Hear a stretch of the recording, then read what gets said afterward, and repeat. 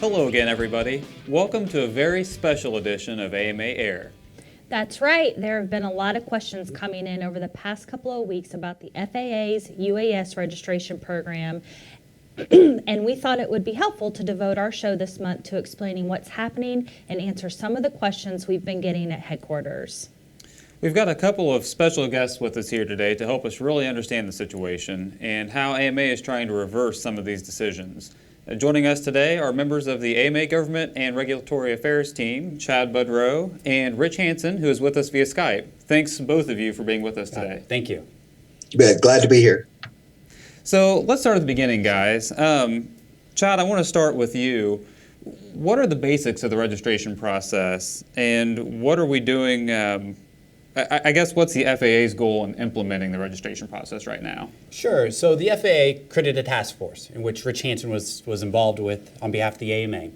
And the task force was challenged by the Department of Transportation to create some guidelines on how we can, or how the FAA can register UAS. So they addressed a lot of questions such as what is a UAS? How do we start the registration process? What fees are involved? And Rich advocated very aggressively on behalf of the AMA on many of those bullet points. The team was comprised of how many people, Rich? Maybe? There were about 25 members of the task force. Yes, and the task force came to the FAA with the recommendations. The FAA made some modifications to those recommendations, and on December 21st, they launched a registration program for drones or UAS aircraft. My understanding is they actually launched that a little bit earlier than was initially planned. Is that right? It seemed to me like we were about a week ahead of schedule when that came out from what the expected release date was. Rich, I don't think so. I think it was the 21st, correct? Well, it was thereabouts. They were trying to get the registration in place prior to the holiday. Okay. So the date wasn't cast in stone by any means, and they did achieve their goal of getting it out in online before the holiday began. Yes. Chad, what does this mean for members who fly control line and free flight models? It's a great question. We receive that question a lot. I fly free flight. Am I exempt? I fly control line. Am I exempt? I don't fly any multi-rotors. I fly fixed-wing aircraft. Am I exempt? First, you need to look at the definition of what a UAS is in the eyes of the FAA. And they describe it as any aircraft that flies in the air that uses a ground control system with a communication link. In other words, a transmitter. So fixed-wing aircraft, if it's over 250 grams, does need the pilot to be registered. If you are flying control line, if you're flying free flight, you are exempt. You do not need to register. Those aircraft do not meet the definition of what a UAS is. Sure. Makes sense. Makes perfect sense. So one of the things that I've heard a lot about, and hoping for some clarification, one of the things that is advertised a lot in the Know Before You Fly campaign, which has gotten a lot of traction over the last year or so, has been altitude limits. So there we read about 400 feet as your absolute ceiling. Obviously that puts some serious constraints on people that fly in the sailplane community, for example. Correct. How are AMA members affected by that 400-foot ceiling? Right. We have a long record of safety. You guys are aware that many of our viewers are aware of our safety record. In many cases, it doesn't make sense to fly over 400 feet, but there are laws that have been passed that we advocated very hard for in 2012, the Special Rule for Model Aircraft, and there is a section 336 that indicates we as a community-based organization, our members can abide by our safety guidelines. And those safety guidelines do permit members to fly over 400 feet in many cases. So the sailplane community can continue to fly whether they're at Torrey Pines or in the middle of a field in Iowa. The 400-foot ceiling does not apply to all of our members. Again, there are some exceptions there. And the FAA has caused a little bit of confusion there. They've really latched on the Know Before You Fly campaign, and so have we. But that message is generally geared towards the hobbyist who is not part of a community-based organization. So to echo that, if you belong to a community-based organization like the AMA, you are protected under 336. Okay, because my line of thinking being I'm a sailplane enthusiast. I've registered my sailplane. I've got my registration number on my aircraft. And all of a sudden, if I'm flying in excess of one of these altitude limits, for example, that's been generally advertised, I can see myself saying, well, it seems like we've got two different things going on here. And that's one reason why our message at this point is we suggest you hold off on registration. There are a lot of issues like that. That's part of the registration process where they request that you stay under 400 feet. We also believe that this is in violation of Section 336. FAA may not promulgate any rules against model aircraft, and that's a law. And we're addressing some legal options with the U.S. Court of Appeals to address that. But we also believe we're advocating on behalf of our members with the FAA. And we're looking at options, and we're seriously looking at options where perhaps members could be exempt, or members can use their membership as an alternative to federal registration. And because there are some viable options on the table, we are suggesting members hold off on registration while we work through these issues until advised otherwise by the AMA. So what other ways are we communicating to our members on the entire process and what AMA is doing right now to help? Great point. Email. We are sending out email as we develop new, as we evolve. This process is changing almost daily. Rich is in constant communication with the FAA. We're in communication with other organizations. Legal counsel, the board is continually addressing this. So as new parts evolve, we are sending out email messages. So we encourage our members to check their email.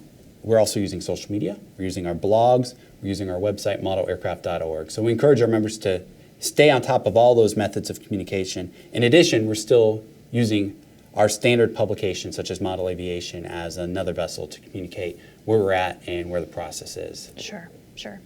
So Chad, we talked about this just a little bit in the very beginning, but can you help us understand exactly what the FAA is trying to accomplish? Obviously there's some rationale from their perspective about why this step is necessary. Can you help us understand a little bit about what kind of the end game is, I guess? Well, I might look to Rich to answer that one, only because Rich was involved in the task force, and he was more involved in the early stages of this process. Rich, how do you see the FAA and the logic behind this registration process? Well, thanks, Chad. You might remember back earlier this fall, late summer, the FAA published a report titled Close Calls with Drones, or Close Calls. And it cited about 650 to 700 different pilot reports and observer reports of unmanned aircraft flying close to airports, close to aircraft, and over assemblies of people.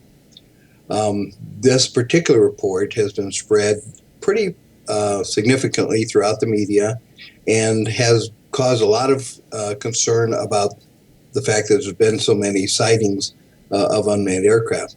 AMA took a look at that data and did a real analysis of it and found out that there are only a few instances that actually were a true safety concern or something that what the FAA would define as being a near miss.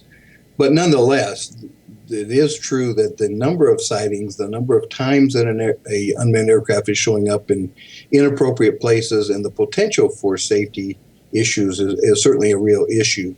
And that is what drove the Department of Transportation and the FAA to look at registration of the hobbyist aircraft as one way of addressing the issue. Now, when you look at, well, how is registration going to solve the problem, they're actually looking at it from several different aspects.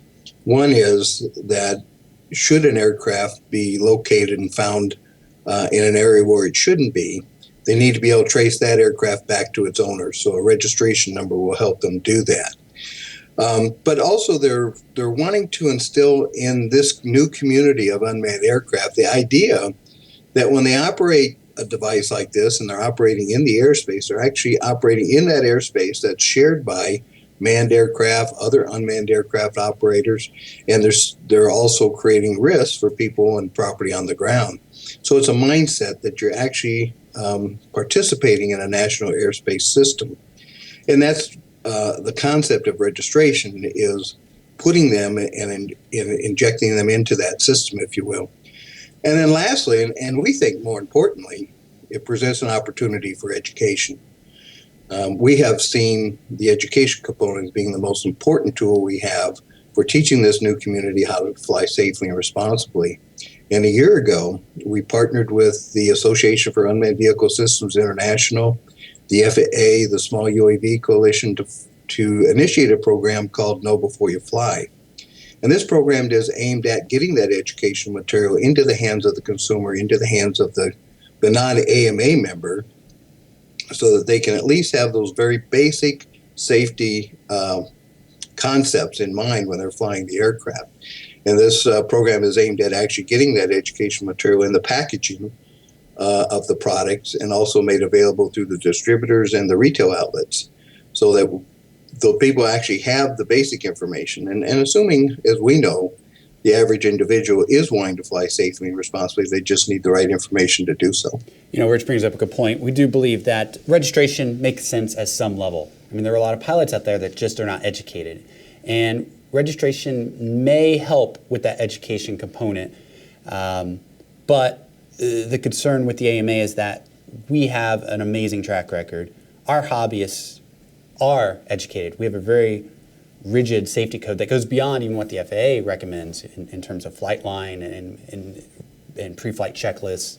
So, you know, on one hand, we do agree that registration could make sense, and it could promote that the educational component that the community in general just is not aware of safety guidelines. But on the other hand, we feel we as an organization, both legally and with our amazing track record, we should be exempt from that registration process, or at least allow our membership to be used as an alternative to federal registration. I was going to say, because we've used a process like that within AMA, of course, for decades now, where we obviously have our pilots' information on the aircraft, so we already have that accountability established here. The way that I see it, and correct me if I'm wrong, to Rich's point, it made me think about this a little bit differently. As far as an accountability tool and a way to kind of get you into a mindset of, hey, I'm operating in the public airspace, I think about it almost like putting a license plate on your car. Mm-hmm. If you're going to operate your car on the public roadway, you have that identifier on your vehicle so that, right. A, it's known that your vehicle's roadworthy. There's some other things that go into that with the Department of Transportation, but B, so that vehicle is identifiable later should something happen. And that's why we believe, that's why our mission at this point is we're suggesting members hold off on registration while we work through these issues, while we develop solutions, both legally and through the FAA of exempting members or allowing an AMA number to be an alternative registration point. So this whole process has been a moving target. Do you see a timeline? Do you see an end point to this? And I may look to Rich on this again. We're having continual conversations. In early January, the FAA is coming to meet us at our annual meeting, the AMA Expo. Mm-hmm. We're also flying out to them in the second week of January to continue the conversation. I believe after those two face-to-face meetings, in addition to all the emails and phone calls, we'll have more clarity in a few weeks. Good.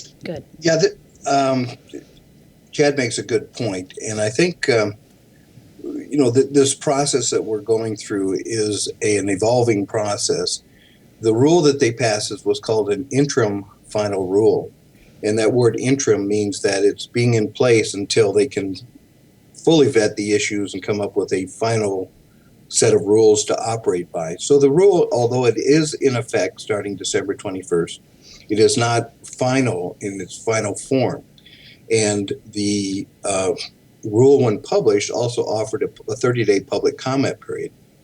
And this is very important because this will drive those final decisions when they ultimately put the final language into place.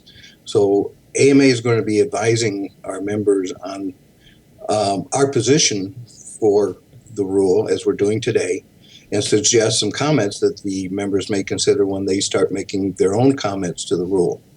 And much the same way we responded to the interpretive rule that came out in 2014, it's going to be extremely important that all of our members express their viewpoints and respond to the public comment period. I have had almost daily conversations with the FAA on the procedural issues and how we might create a process that will be streamlined and virtually transparent to our members.